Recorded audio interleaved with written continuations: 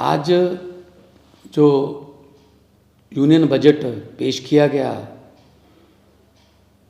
माननीय वित्त मंत्री साहिबा के द्वारा, बड़े दुख से कहना पड़ रहा है कि उसमें पंजाब का कोई नामो निशान ही नहीं है। इससे पहले 26 जनवरी की झांकी पंजाब की गायब थी, रिपब्लिक डे से पंजाब गायब था, अब देश के बजट से पंजाब गायब है। ये समझ नहीं आती कौन सा बदला ले रहे हैं ये पंजाबियों से। हमने, क्योंकि बॉर्डर स्टेट है, हमने 1000 करोड़ रुपए की मांग की थी कि बीएसएफ उनको अपग्रेड करने के लिए, मॉडर्नाइजेशन करने के लिए बॉर्डर की, क्योंकि ड्रोन वगैरह बहुत आते हैं, एंटी ड्रोन सिस्टम लॉन्च करने के लिए, उसका नाम भी नहीं लिया गया। हमने प्री बजट जो डिमांड्स मांगते हैं राज्यों से, हमने उसमें मेंशन किया था कि वंदे भारत श्री अमृतसर साहब से और बठिंडा से जो है दिल्ली के लिए, उसका नाम भी नहीं लिया गया।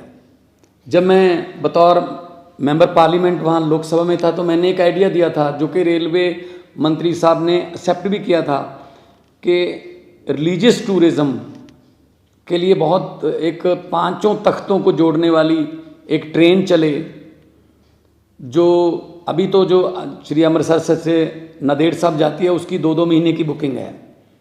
अगर आप श्री अकाल तख्त साहब से तख्त श्री केसगढ़ साहब तक, अगला पड़ाव जो है तख्त श्री पटना साहब तक, उससे अगला पड़ाव तख्त श्री हजूर साहब नांदेड़, उससे अगला पड़ाव जो है वो तलवंडी साबो का हो और वापस फिर अकाल तख्त साहब। तो ये ऐसी ट्रेन जिसमें लाखों जो एनआरआईज भी हैं वो भी 5 तख्तों के दर्शन करना चाहते हैं, लेकिन उनको बहुत दिक्कत होती है, कोई नामो निशान नहीं है उसका। और कोई एमएसपी, नई फसल पे कोई एमएसपी नहीं दी गई है। हमने कहा था कि 1500 रुपये पर एकड़ जो पराली जलाने की समस्या है उसमें 1500 रुपये पर एकड़ सेंटर दे दे, बाकी हम दे देंगे, लेकिन उसका भी नाम नहीं लिया गया। किसानों को तो मतलब अपने हाल पे छोड़ दिया गया, किस्मत पे छोड़ दिया गया है। और हम कॉलेज बना रहे हैं, 16 नए मेडिकल कॉलेज बना रहे हैं। इन्होंने कहा है कि जी कि नर्सिंग कॉलेज खोलेंगे, कब से खोलेंगे, कब से वो चल रहे होंगे, कोई उसमें डिटेल नहीं है।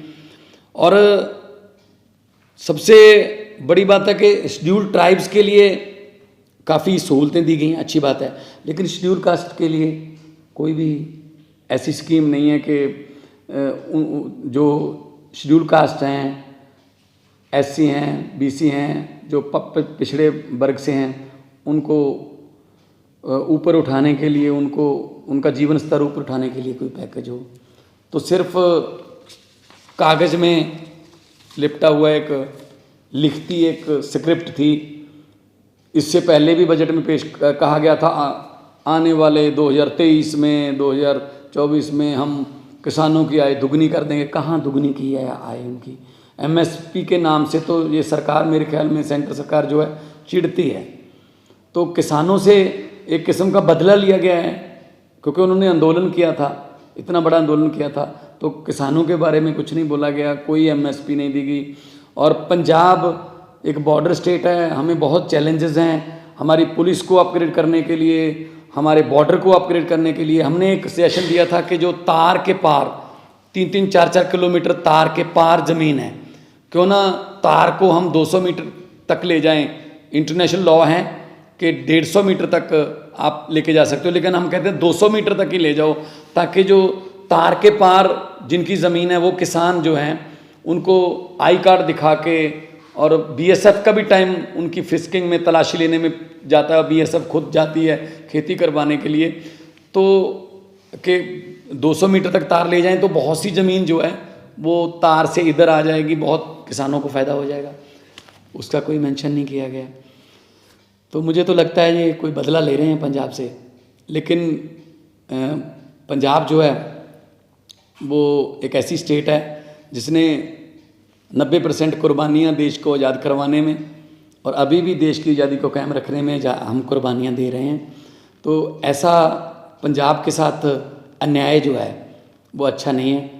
और हम जब डिमांड फॉर ग्रांट्स बजट पे डिबेट चलेगी तो हमारे जो साथी सांसद हैं राज्यसभा में, हम ये बातें माननीय वित्त मंत्री जी को याद कराएंगे कि पंजाब को आप देश का हिस्सा मानो, पंजाब को देश में से मनफी नहीं कर सकते, क्योंकि पंजाबी हैं जो पूरे देश को खाना भी खिलाते हैं, पंजाबी हैं जिन्होंने हरा इनकलाब ला के देश को अनाज के मामले में जो आत्मनिर्भर बनाया था। तो अब उनको ऐसे छोड़ना, लावार छोड़ना अच्छी बात नहीं।